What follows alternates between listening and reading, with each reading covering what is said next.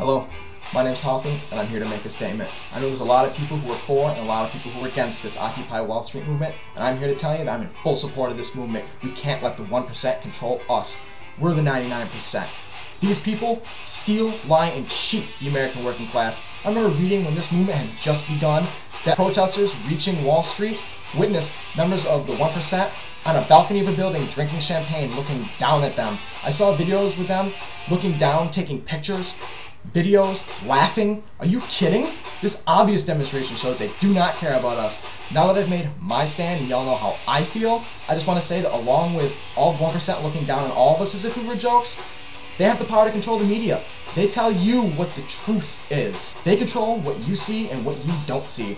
On Tuesday, November 16th, 2011, police in full riot gear took back the Zuccotti Park from peaceful protesters. People who had the right to be in the park no matter what a judge had said. People have the right to protest. It shouldn't matter if they're in the park. If they're on the street, it doesn't matter. They have the right to be there to protest. And that's just the beginning of what happened today. The city closed airspace in Lower Manhattan this morning to keep helicopters from news stations from flying over to see what the police were really doing to these protesters inside. Vans were parked to obscure the view from the street looking in, so reporters on the ground couldn't get footage of what was going on inside the park.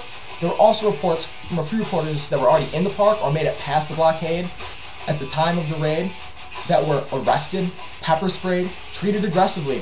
One of these reporters was Josh Harkinson, a writer from Mother Jones magazine. As the NYPD used tear gas to clear the park of the rest of the protesters that were left, this reporter identified himself as such, a reporter, doing his job.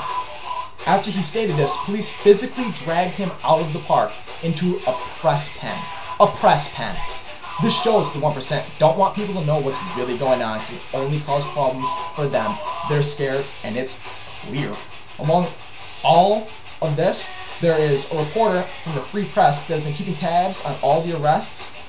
Josh Stearns, the associate program director, has counted 14 media arrests. Not only have 14 reporters been arrested for trying to do their job and keep the American people informed of what's really going on with this movement, not what the mainstream media is telling you. There have been uncounted acts of violence against media representatives who are covering this movement. This is not only going on in New York City, but the movement in Oakland has put an innocent ex-Marine, Scott Olson, in the hospital. This is an American Marine who was hospitalized with a fractured skull on October 5th, 2011. This man served 2 tours in Iraq, fighting for this country, and this is how the police thanked him. Olson was struck in the head with a tear gas canister fired by police. The canister struck him in the head and sent this American hero to the hospital. This is not the only report from Oakland of ex-military being injured during this movement. Joshua Shepard, a U.S. Navy vet, was with Olson at the time he was struck, was also struck by the police. These men have risked their lives for the people of this country, and the police have taken it to a new level of trying to control everything. These men fought for this country, bled for this country, missed their families, put their lives on the line, defended those cops' freedom. This is totally unacceptable. Acts like this need to stop. I urge all men and women who love this country to stick together. We can end this unfair, biased, violent response to our First Amendment. It's a blatant show that the 1% are afraid. They use all their dirty tricks to try to smash this movement. If we stick together, we can put an end to this. America, I call out to you as a man who loves this country for what it stands for, what men and women have given the ultimate sacrifice for, what our founding fathers worked so hard to start. For all the Americans, I call out to you.